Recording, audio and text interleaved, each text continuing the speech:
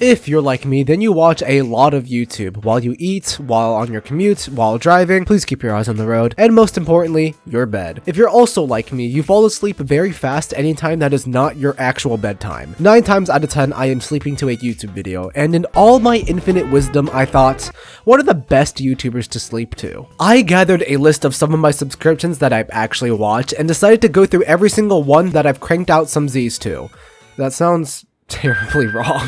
I spent a painstakingly bone-breaking 20 minutes downloading various YouTuber profile pictures to compile into a very shitty tier list in order to deliver a factual, objective take on YouTubers from a guy who only has 1,400 subscribers.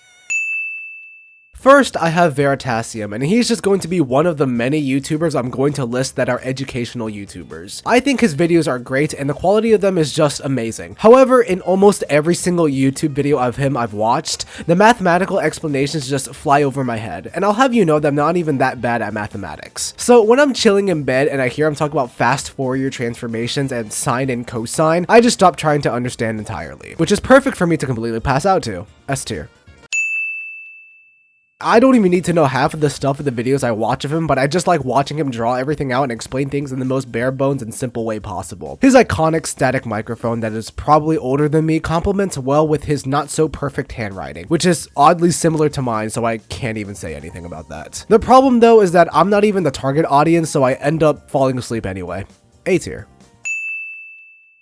Moist Critical, the man known for being able to string a brand new sentence while at the note of F2, has the best videos to watch while eating, but is it the best for conking out after an entire day? He covers a lot of topics, mostly gaming and drama, but he's still honestly fairly entertaining because he is just so strangely eloquent with his language. Yes, whenever I want to talk about how good something is, it's like when piss hits the toilet seat or something like that. The best videos of him are just him talking about the most random shit like police chases and weird red pill YouTubers. Well, it's the first time we watched whales have sex, so we broke 2 records. We watched whales have sex for the first time. We've never seen normal whales have sex? And we watched them have gay sex. But his monotone voice that can't go past the G major scale is so simply perfect for catching some Z's mid-afternoon. I think his videos are the most I've hit the hay to. S tier.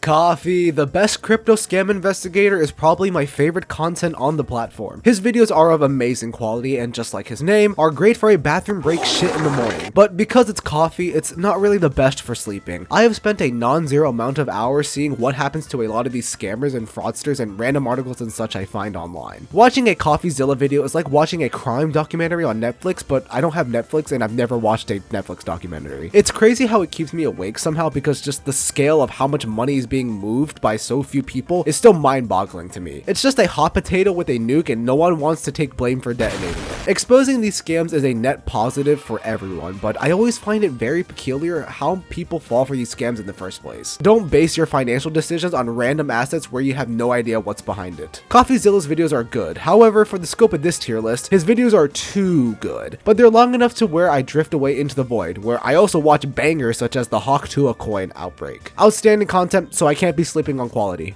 B tier.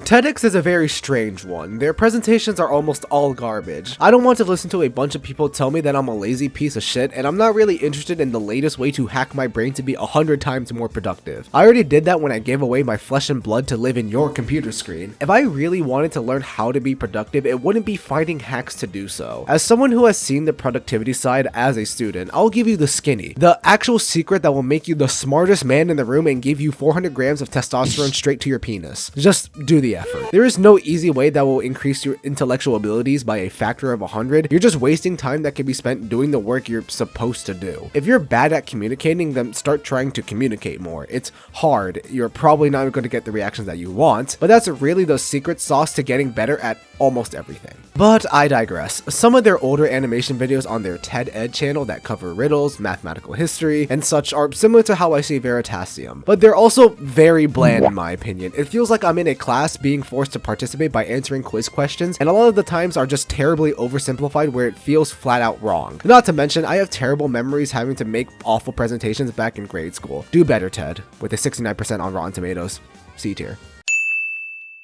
I'm not terribly into weightlifting or fitness, fit this dick, but Will Tennyson is one hell of a guy. More sexual jokes are made in one video than P. Diddy's entire allegation list. But cranberry juice is for UTIs. Let's hope beet juice helps me impress the guys.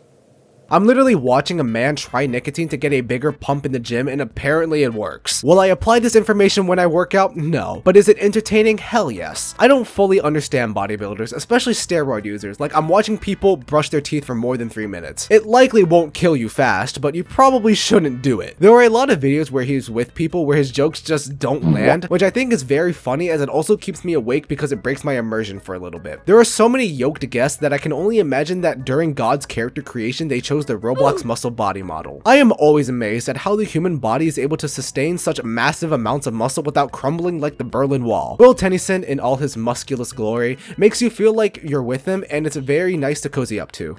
A tier.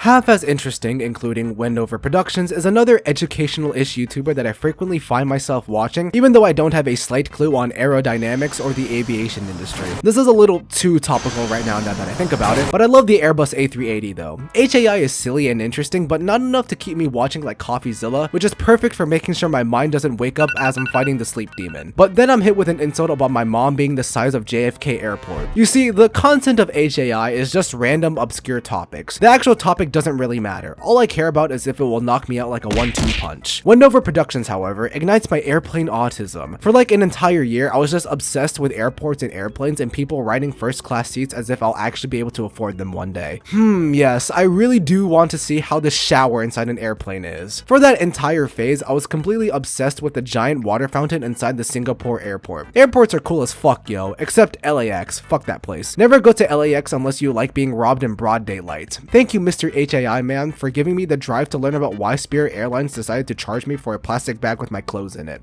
A tier. Finally, I'll end off with Kurzgesagt, whatever the fuck their name is. Kurzgesagt. From learning about what would happen if an atom bomb were to be dropped right on top of me to learning about if I would survive in a black hole, I don't think I would. Kurzgesagt is as entertaining as the topics they discuss. They explain things in a way that a caveman would understand, hence in a nutshell, and are also great at giving me existential crises. They would be S tier, but because of that they lose some brownie points. Do I really want to know what happens when I die? No, but if I die it is what it is. But would I like to know how ants fight each other? Sign me the fuck up, baby. I think the entire channel is great and good for introducing the beauty of science and mathematics, but don't be lulled by the romanticized ease by a lot of these topics, taken from someone who's been through the horror that is calculus 2. I know, to any of the engineering students out there, that is baby math, but to the general public, I just spoke with words. All things considered, Kurzgesagt is a very binge-worthy channel, and if you like learning about the frailty of your own reality and also need a very good smooth-talking Englishman to cast a genjutsu on you, because that's what they do in every video, then this is your channel to also sleep to. A tier.